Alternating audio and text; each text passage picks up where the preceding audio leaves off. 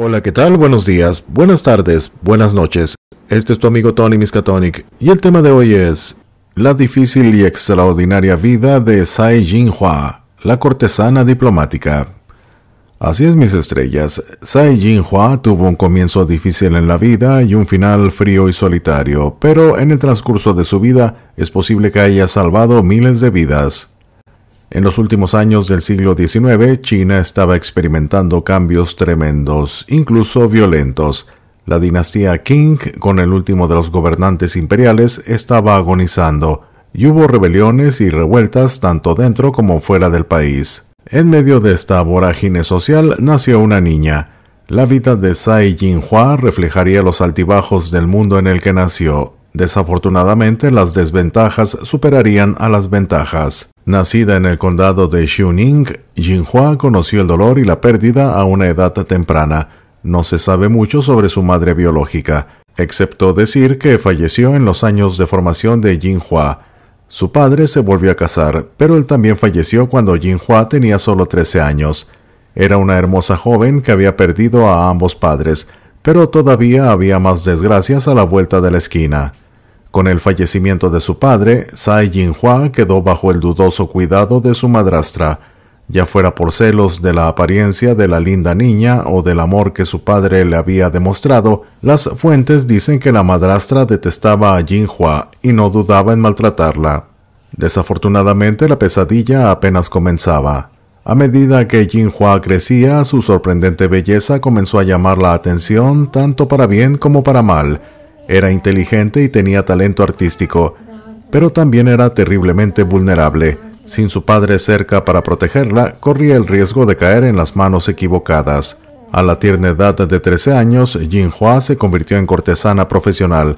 Algunas fuentes afirman que fue secuestrada de su casa y vendida para el servicio, mientras que otras afirman que su familia la vendió debido a problemas económicos. De cualquier manera, Tsai Ying-hua ahora recorría un camino muy peligroso, y el destino tenía un doloroso plan reservado para ella. En aquella época, los pies pequeños, como si fueran los de una muñeca, eran la medida de una gran belleza. Con ese fin, a muchas jóvenes cortesanas les rompieron los pies manualmente y luego se los ataban para evitar que crecieran hasta su tamaño natural. El proceso fue intensamente doloroso y dejó a mujeres como Ying-hua incapaces de caminar normalmente por el resto de sus vidas. Fue la primera señal terrible de que su cuerpo ya no le pertenecía. Tsai Ying-hua se convirtió en una de las cortesanas que trabajaban en un barco de flores, que es básicamente como se les llamaba a las casas flotantes de mala reputación.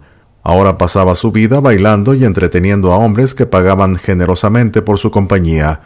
Estos botes usualmente estaban alineados en alta mar, cada uno elaboradamente decorado en el exterior con pintura, tallas y linternas, donde las chicas bonitas, vestidas como figuras de ópera china, hacían señas a los clientes con el acompañamiento de tambores y platillos.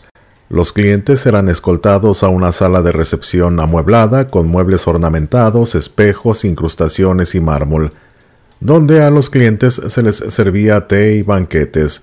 Debido a que la castidad era una de las virtudes femeninas más elevadas, normalmente había al menos un pergamino que ensalzaba los altos preceptos morales en exhibición.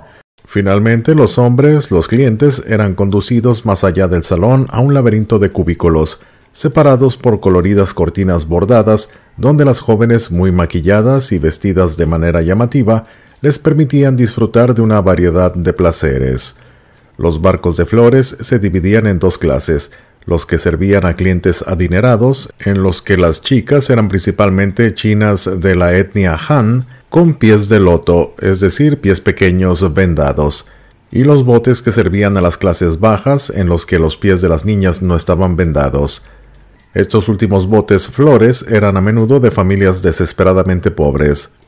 Un colorido relato de los barcos de flores se conservó para la posteridad en unas memorias escritas por Shen Fu, un joven funcionario que generosamente compartió sus experiencias mientras visitaba el puerto de Guangzhou.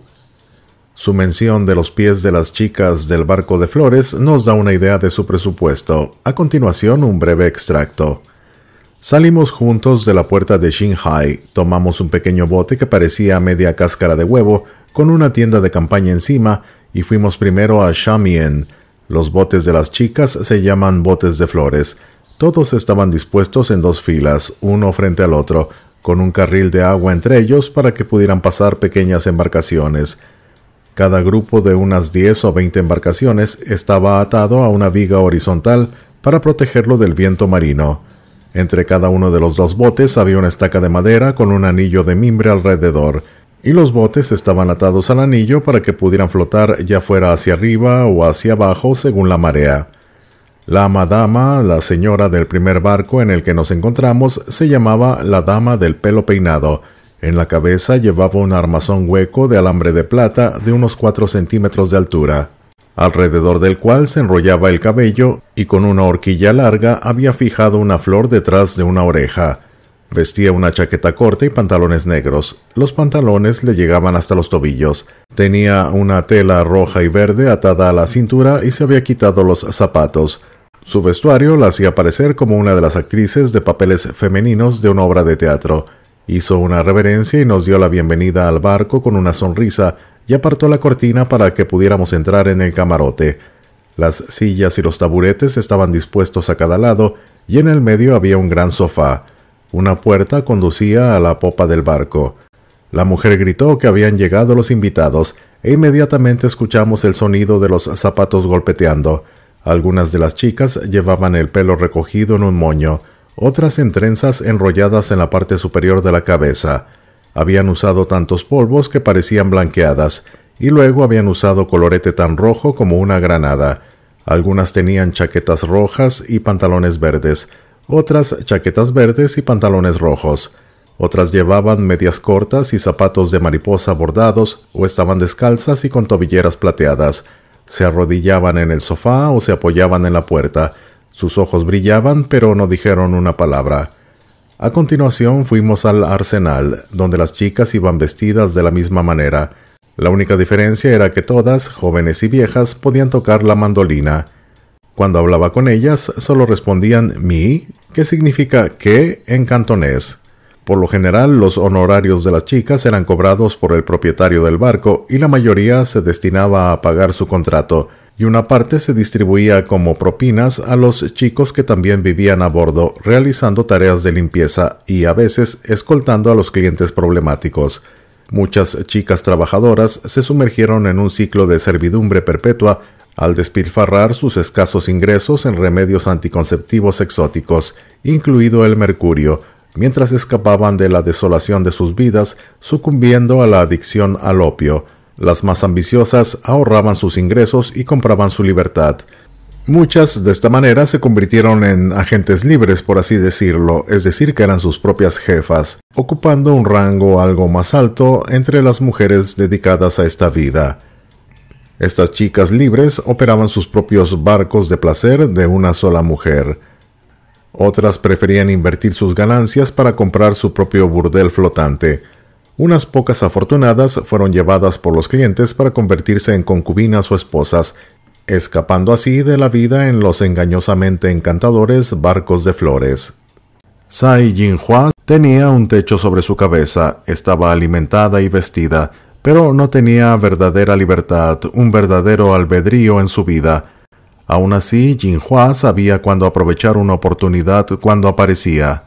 2 años después de su servidumbre a bordo del burdel flotante, Tsai Jinhua conoció a Hong Yun, un poderoso funcionario del gobierno chino.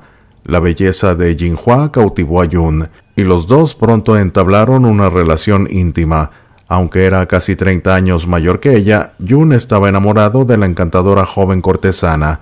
Pronto la querría toda para él solo. Un año después, en 1888, Yun, enamorado, sacó a Jinhua del barco de las flores y la convirtió en su concubina. Para comprar su libertad, Yun pagó 1000 taels de plata, una suma considerable. Para endulzar el trato, el dueño de Jinhua incluyó el caballo que a ella le gustaba montar. Ahora la chica era libre, más o menos. En su nueva posición de concubina, Jinhua estaba prácticamente casada con Yun, aunque es importante tener en cuenta que no se le otorgó el estatus de esposa real. Aún así, se esperaba que ella fuera su consorte y tuviera hijos. El mundo de Tsai Jinhua de repente se había vuelto mucho más grande que las 4 paredes y el techo del barco de las flores. Los horizontes de su mundo pronto se extenderían mucho más y la vida la llevaría a otro continente. Cuando Yun fue enviado a Europa por tareas diplomáticas, se llevó a Jinhua con él. Al viajar a Rusia, Francia, Austro-Hungría y Alemania, se le brindaron oportunidades con las que muy pocas mujeres chinas de esa época podían siquiera soñar, y ella era lo suficientemente inteligente como para aprovecharse de dichas oportunidades. Al poco tiempo hablaba con fluidez inglés, francés y alemán, y estaba encantando a algunas personas muy poderosas. Jinhua se encontró socializando con algunas de las personas más importantes de esa época, entre ellas el canciller Otto von Bismarck, el emperador alemán Guillermo II y la emperatriz Victoria, la hija mayor de la reina Victoria de Inglaterra. La encantadora Jinhua se sentía muy a gusto en esta esfera social y su formación como cortesana le proporcionó la capacidad de leer a las personas rápidamente, pero había una cosa que no podía lograr.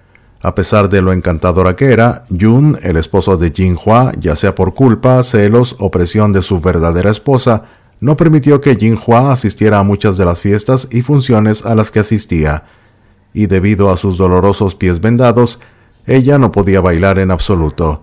Sin embargo, fue lo suficientemente audaz como para satisfacer su insaciable sed de conocimiento, vistiendo a veces ropa de hombre.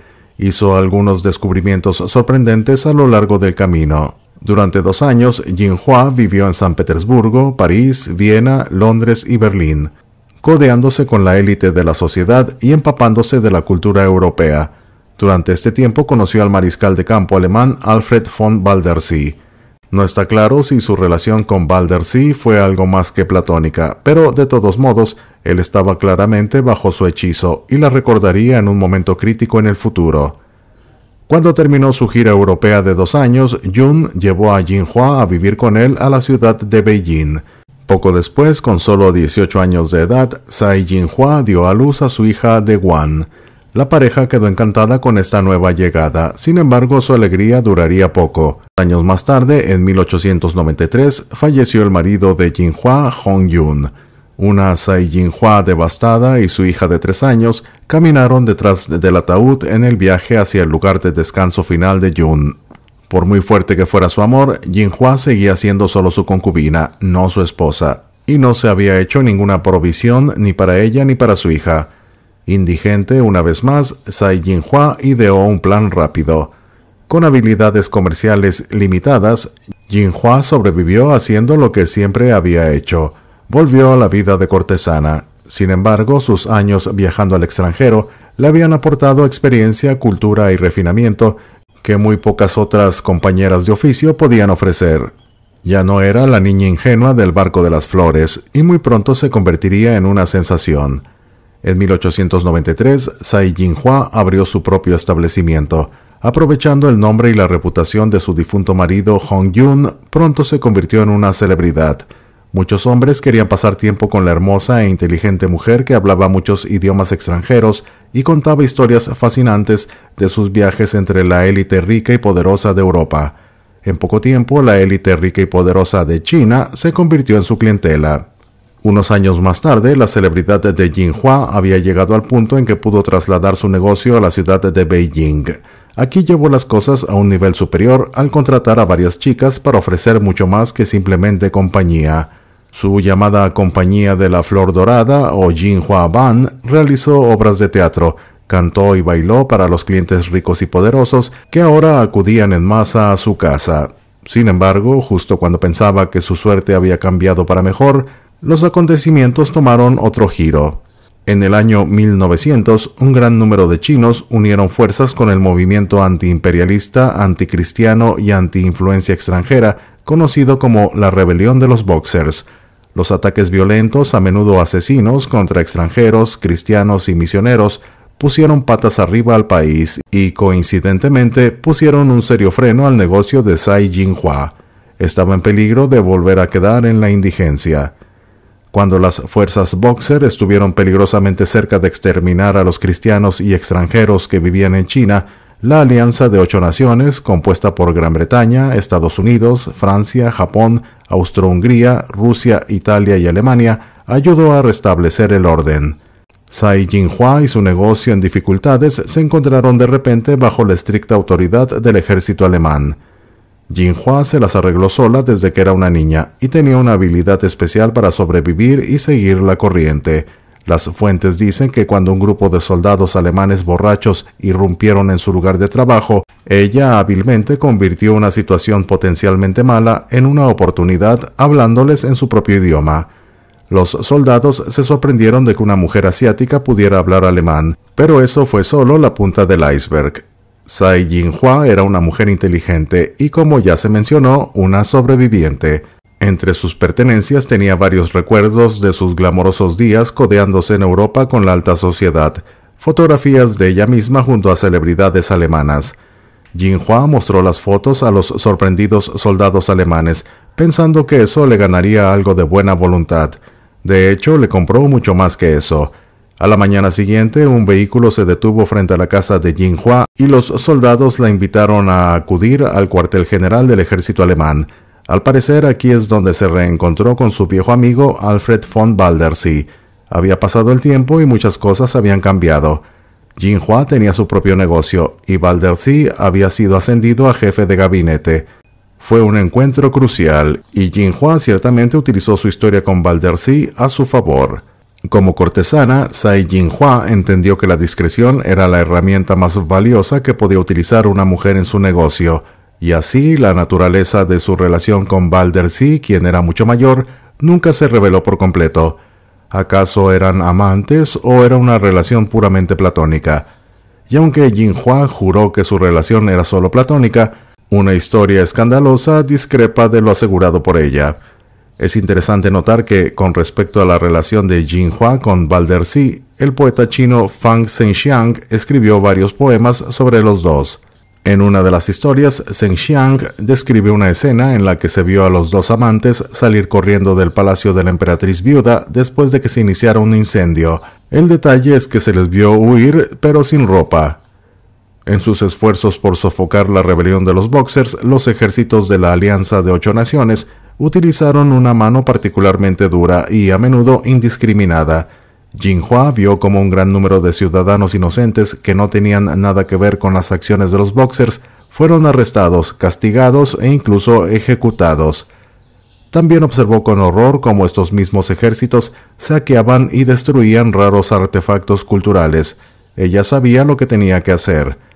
Tsai Jinhua estaba horrorizada por lo que estaba presenciando a su alrededor. Sorprendentemente, ella se encargó de interceder ante Waldersee en nombre de los ciudadanos de Beijing. Quizás durante un momento de intimidad junto a la cama, ella lo convenció de tratarlos con menos severidad, incluso de mostrar misericordia a veces. Su recompensa vino de una persona muy importante. Al final de la rebelión, la emperatriz viuda Cixi regresó a Beijing. Le habían llegado noticias de los esfuerzos de Tsai Jinhua para salvar a su pueblo de la brutalidad de las fuerzas de ocupación y deseaba agradecerle. Presentó a la cortesana numerosos regalos e incluso le ofreció un trabajo en palacio, recibiendo invitados. Jinhua, temerosa de perder su libertad una vez más, se negó. En años posteriores es posible que se haya arrepentido de esta decisión. Jinhua volvió al negocio y restableció su casa en la calle Shanxi en Beijing. Aquí, una vez más, aprovechó sus conexiones, utilizando su relación con Waldersee para atraer clientes importantes y poderosos a su negocio. Era una mujer de negocios inteligente y al poco tiempo le estaba yendo muy bien, pero desafortunadamente la mala suerte logró alcanzar a Tsai Jinhua. En ese momento, Tsai Jinhua había asumido el rol de gerente de su negocio. Sin embargo, es posible que esta transición le haya resultado difícil. Solo podemos adivinar su estilo de manejo de negocios, pero un incidente en particular nos lleva a creer que tal vez Tsai Jinhua era una mujer difícil con la cual trabajar. En el año 1905, Feng Ling, una cortesana que trabajaba para Jinhua, se quitó la vida. Para empeorar las cosas, Jinhua de alguna manera se había visto implicada en la muerte de la chica. Se rumoreaba que Jinhua, una amadama supuestamente abusiva, en realidad había atormentado a la chica y finalmente la había orillado a quitarse la vida. Sin embargo, Tsai Jinhua no salió impune ni en lo más mínimo. En poco tiempo, Jinhua terminó tras las rejas.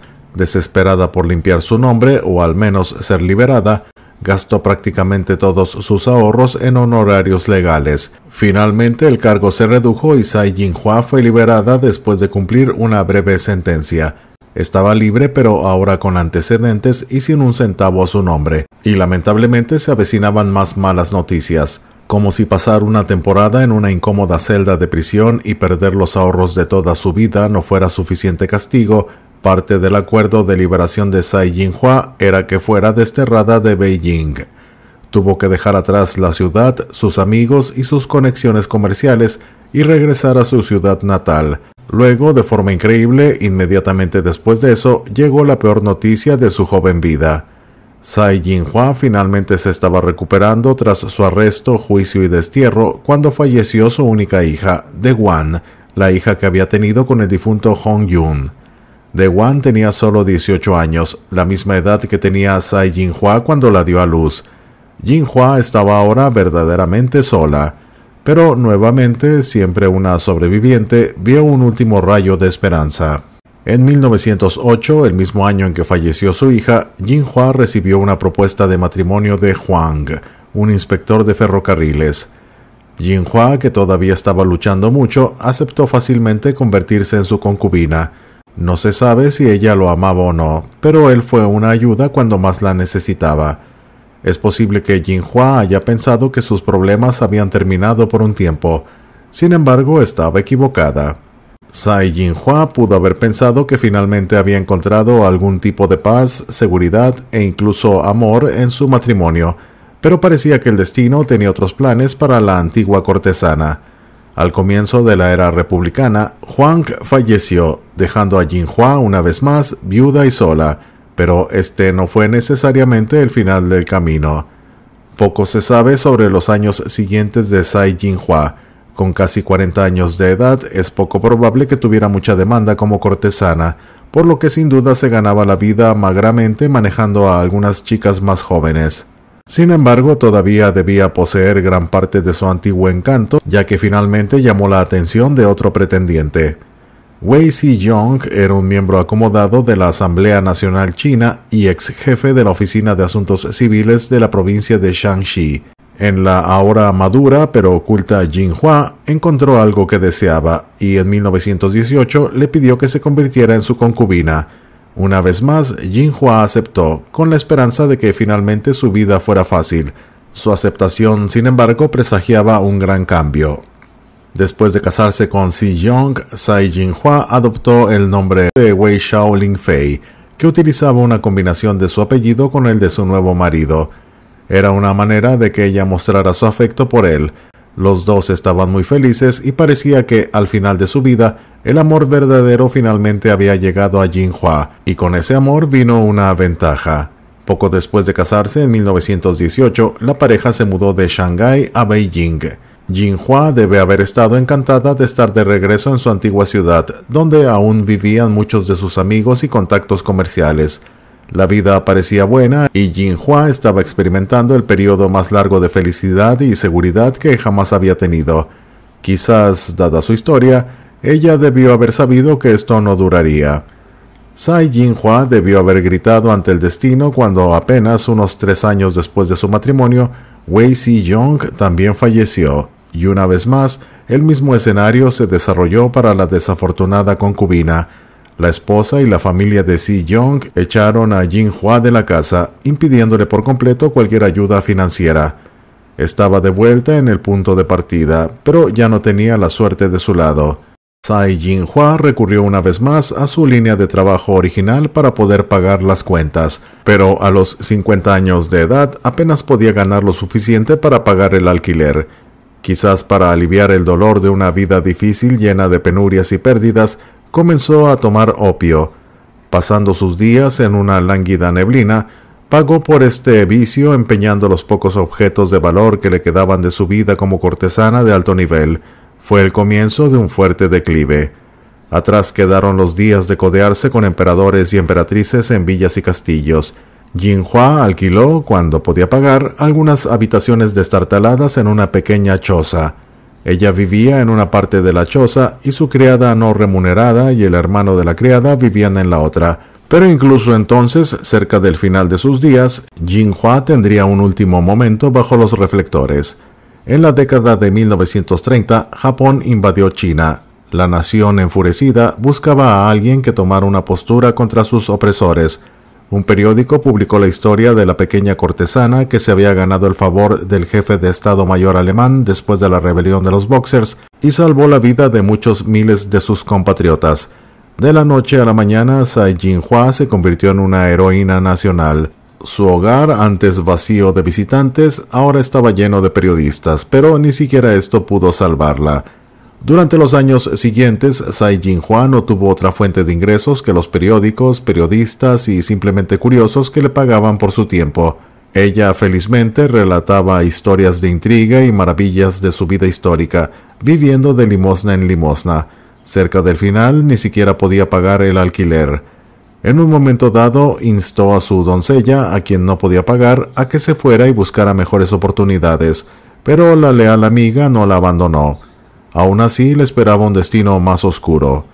En 1936, poco tiempo antes del estreno de una obra que se había escrito sobre su intrigante vida, falleció Tsai Jinhua. Murió en medio de uno de los inviernos más fríos que jamás haya experimentado la ciudad de Beijing, y es probable que haya sufrido exposición al frío. Su cuerpo fue encontrado por su criada una mañana. Las aventuras y tribulaciones de Tsai Jinhua finalmente terminaron.